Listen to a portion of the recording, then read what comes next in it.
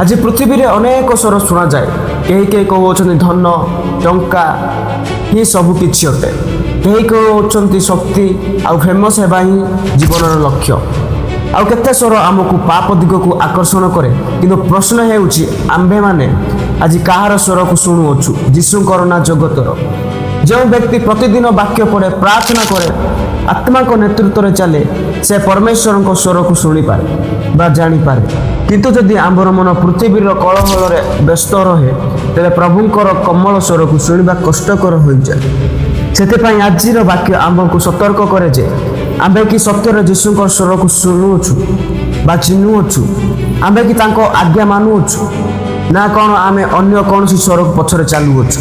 ए video को शेष पर्यंत देखंतु, मो सहित रुहंतु। आंबे देखिबा जे जड़े विश्वासी किपरि प्रभु को स्वर को चिन्हि पारे, आउ कहीं अनेक लोक तांको स्वर को शुणी पारती नहीं, एवं आमे केमिति जीशु को निकट रही तांको नेतृत्व में विजय जीवन बंची पारे। मोर प्रिय भाई भौणी माने, जहन 10 पर्व 4 पदरे जीशु कहउछन जे तांकर मेष माने तांकर स्वर को चिन्हती एवं से आगरे गले से माने मध्य तांको पछरे चलती।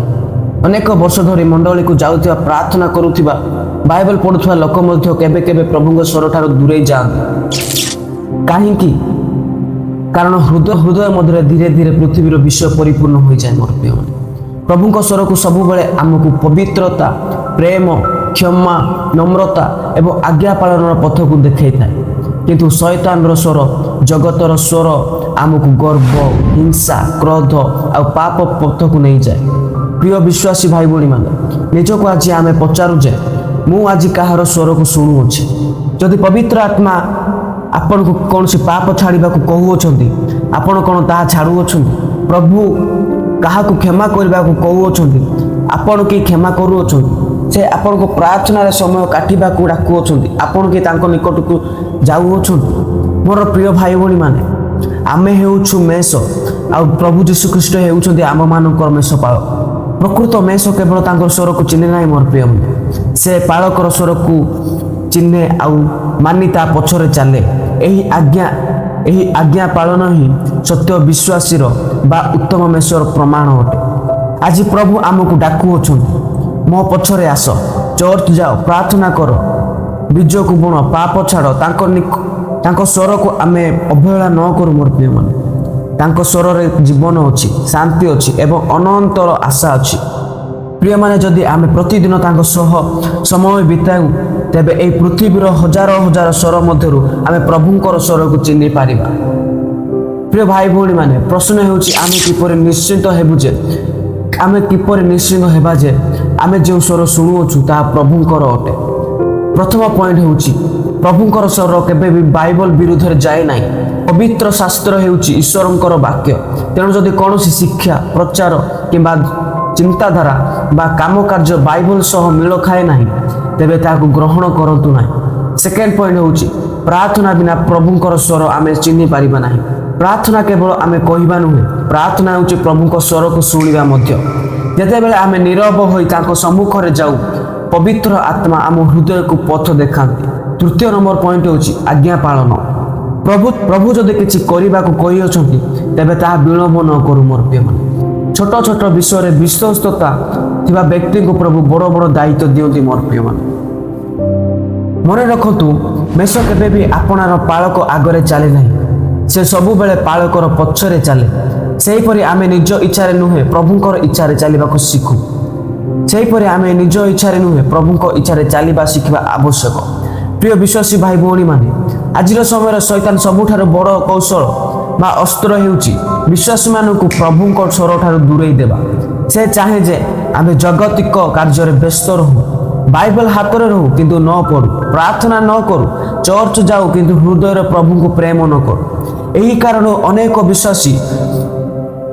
अनेक विश्वासी शरीर शक्तिशाली देखा जाती किंतु आत्मार दुर्बल हो पड़ी अछंती। मोर प्रिय भाई भौणी माने, प्रभु कहले मोर मेष माने मोर स्वर चिन्हती, शुणती। यार अर्थ हेउछि जे जीशुंकर संतान, जीशु को विश्वास करे, से प्रतिदिन प्रभुंक सह संपर्क रखिब। केवल रविवार आराधना पर्यंत नुहे, सोमवार ठार शनिवार पर्यंत मध्य आमे प्रभुंक सह चलिबाकू हेबो। ଯଦି ଆମେ ପ୍ରଭୁଙ୍କୁ ଜାଣିଛୁ ହେଲେ ବି ପାପ କରୁଅଛୁ, ଖରାପ ବିଷୟ ଦେଖୁଅଛୁ, ଖରାପ କହୁଅଛୁ, ତାଙ୍କ ବାକ୍ୟ ଅନୁସାରେ ଚାଲୁନାହୁଁ, ତାହେଲେ ଆମେ ତାଙ୍କ କଲର ମେଷ ନହୁଁ। ମୋର ପ୍ରିୟମାନେ, ଯେତେବେଳେ ନିରାଶ ଆସେ ପ୍ରଭୁଙ୍କର ସ୍ୱର କହେ ଭୟ କର ନାହିଁ, ମୁଁ ତୁମ ସହିତ ଅଛି। ଯେତେବେଳେ ପ୍ରଲୋଭନ ଆସେ ପ୍ରଭୁଙ୍କର ସ୍ୱର କହେ ପବିତ୍ର ହୁଅ। ଯେତେବେଳେ ପୃଥିବୀ କୁହେ ନିଜ ପାଇଁ ବଞ୍ଚ, ପ୍ରଭୁଙ୍କ ସ୍ୱର କୁହେ ମୋ ପାଇଁ ବଞ୍ଚ। ଯେତେବେଳେ ଘୃଣା ବଢ଼େ ପ୍ରଭୁଙ୍କ ସ୍ୱର କହେ କ୍ଷମା କର, ଯେପରି ମୁଁ ତୁମମାନଙ୍କୁ କ୍ଷମା କରିଅଛି।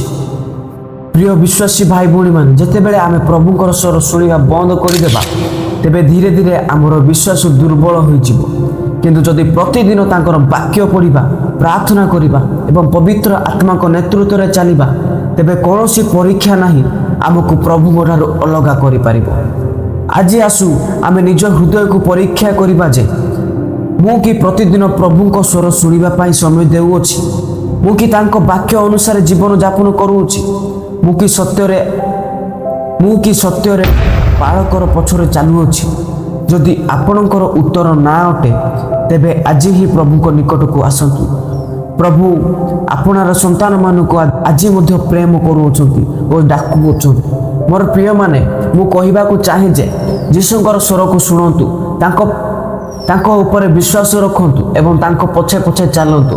ଏହା ହିଁ ଜଣେ ସତ୍ୟ ବିଶ୍ୱାସୀର ପରିଚୟ। ମୋର ପ୍ରିୟମାନେ, ଆସନ୍ତୁ ପ୍ରାର୍ଥନା କରିବା। ଆମେ ତୁମ ପବିତ୍ର ନାମରେ ତୁମ ନିକଟକୁ ଆସୁଅଛୁ। ଯୋହନ 10:4 ମାଧ୍ୟମରେ ତୁମେ ଆମକୁ ଯେଉଁ ଶିକ୍ଷା ଦେଇଅଛ ସେଥିପାଇଁ ଧନ୍ୟବାଦ। ପ୍ରଭୁ ଆମର ହୃଦୟକୁ ପରିଷ୍କାର କର। ଯେଉଁ ସବୁ ଜିନିଷ ଆମକୁ ତୁମ ସ୍ୱରଠାରୁ ଦୂରେଇ ନେଉଅଛି ସେଗୁଡ଼ିକ ଆମ ଜୀବନରୁ ଦୂର କର। ପବିତ୍ର ଆତ୍ମାଙ୍କ ଦ୍ୱାରା ଆମକୁ ନେତୃତ୍ୱ ଦିଅ, ଯାହାଦ୍ୱାରା ଆମେ ସତ୍ୟକୁ ଚିହ୍ନିପାରିବା ଏବଂ ତୁମ୍ଭ ଇଚ୍ଛା ଅନୁସାରେ ଜୀବନ ବଞ୍ଚିପାରିବା। ଆମକୁ ବିଶ୍ୱସ୍ତ ମେଷ କର, ଯେଉଁମାନେ ସବୁବେଳେ ତାଙ୍କର ଉତ୍ତମ ପାଳକଙ୍କ ପଛରେ ଚାଲନ୍ତି ସେ ପ୍ରକାର ଆମକୁ କର। ଆମର ପରିବାରକୁ ଆଶୀର୍ବାଦ କର, ଆମର ବିଶ୍ୱାସକୁ ଦୃଢ଼ କର ଏବଂ ଶେଷ ପର୍ଯ୍ୟନ୍ତ ତୁମ ପ୍ରତି ବିଶ୍ୱସ୍ତ ରହିବାକୁ ଅନୁଗ୍ରହ ଦିଅ। ଏସବୁ ପ୍ରାର୍ଥନା ଆମେ ଆମର ପ୍ରଭୁ ଓ ତ୍ରାଣକର୍ତ୍ତା ଯୀଶୁ ଖ୍ରୀଷ୍ଟଙ୍କ ପବିତ୍ର ନାମରେ ମାଗୁଅଛୁ, ଆମେନ୍। ଯଦି ଆଜିର ଏହି ବାକ୍ୟ ଆପଣଙ୍କ ହୃଦୟକୁ ସ୍ପର୍ଶ କରିଅଛି ତେବେ ଏହି ଭିଡ଼ିଓକୁ ଲାଇକ୍ କରନ୍ତୁ, ଅନ୍ୟ ବିଶ୍ୱାସୀ ଭାଇ ଭଉଣୀମାନଙ୍କ ସହ ସେୟାର କରନ୍ତୁ ଏବଂ ଆମର ଚ୍ୟାନେଲକୁ ସବସ୍କ୍ରାଇବ୍ କରି ପାଖରେ ଥିବା ବେଲ୍ ଆଇକନ୍କୁ ନିଶ୍ଚୟ ଦବାନ୍ତୁ, ଯାହାଦ୍ୱାରା ଈଶ୍ୱରଙ୍କ ବାକ୍ୟ ସମ୍ବନ୍ଧରେ ପ୍ରତ୍ୟେକ ନୂତନ ଭିଡ଼ିଓ ଆପଣଙ୍କ ପାଖକୁ ପ୍ରଥମେ ପହଞ୍ଚିବ। ପ୍ରଭୁ ଯୀଶୁ ଖ୍ରୀଷ୍ଟ ଆପଣଙ୍କୁ ପ୍ରଚୁର ଆଶୀର୍ବାଦ କରନ୍ତୁ, ଆମେନ୍।